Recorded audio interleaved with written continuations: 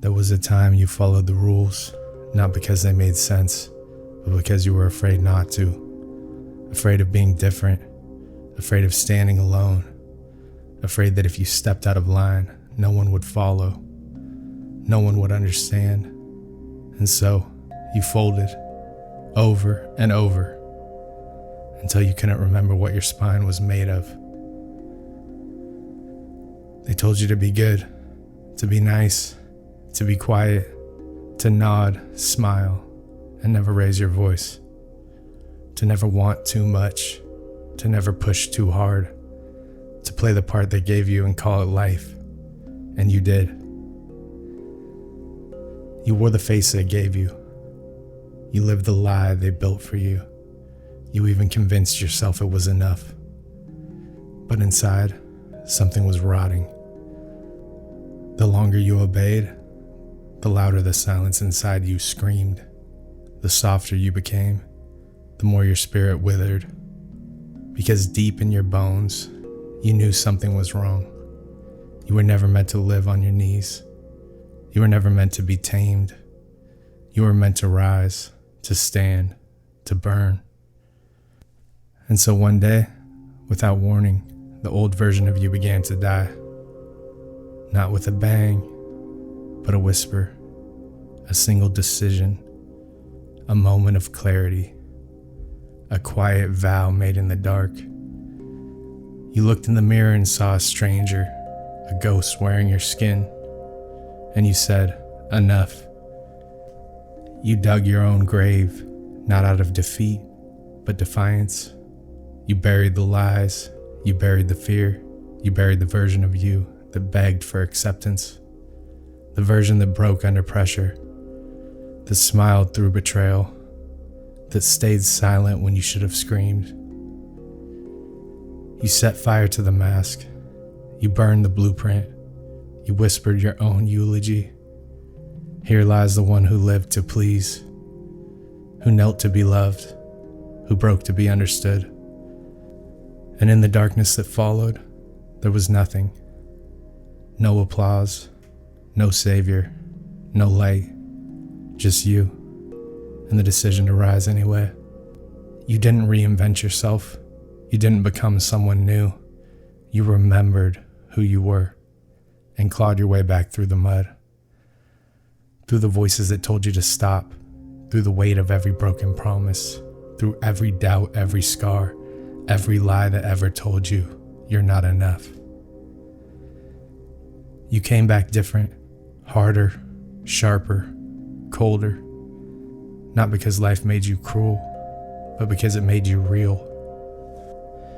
Now your eyes carry the weight of wars no one sees. Now your silence is louder than their noise. Now your presence is a storm, not because you want revenge, but because you refuse to be soft again. You've seen death, not the kind that takes your breath, but the kind that steals your will. You've buried a version of yourself that no longer serves you, and in its place, you've raised something else relentless. You don't chase approval anymore. You don't beg for belonging. You walk alone if you must, because you've learned that solitude is a sanctuary for warriors. They won't recognize you now, and that's the point. The ones who knew you before only knew the ghost. They never met the fire. Now you stand with your back straight, your jaw clenched, your hands steady. And when they ask, what happened to you? You look them in the eye and say, I died, and I buried the coward that lived in my skin. This is resurrection. You're not a person reborn. You're a soul released. The weapon you were always meant to become. The old you had to die, so the real you could rise. But even after the grave is dug, there's still a part of you that lingers, still a voice that says, go back. It whispers when you're tired, when you're alone, when the world gets cold and quiet. It tells you that comfort was safer, that softness was easier, that the mask, the lies, the weakness, at least they were familiar. But you didn't come this far to crawl back into the cage. You came to burn the bridge behind you. Understand this. You owe the old you nothing. Not loyalty, not grief, not guilt. The one you were, that version made decisions that kept you small, that tolerated misery in exchange for the illusion of peace. That version didn't think, it reacted. It begged life to be easier instead of rising to meet it. It followed the herd hoping for approval. But approval is a prison, and you were born for something higher. Prosperity, real lasting prosperity, demands a death. The death of excuse, the death of emotional chaos, the death of waiting for someone else to save you. You don't build a future by clinging to the past. You don't find strength by dragging your weakness along for the ride. You move forward by letting go, completely, coldly, without apology. The world belongs to those who decide, not those who hesitate, and certainly not those who dwell in what was. Let the past be a graveyard. Let the old thoughts rot. Let the comfort zones collapse under the weight of your ambition. This path ahead, it requires your full attention, full belief, full discipline. To prosper, you must become ruthless with your thoughts. Guard them like a fortress. Don't let failure plant seeds in your mind.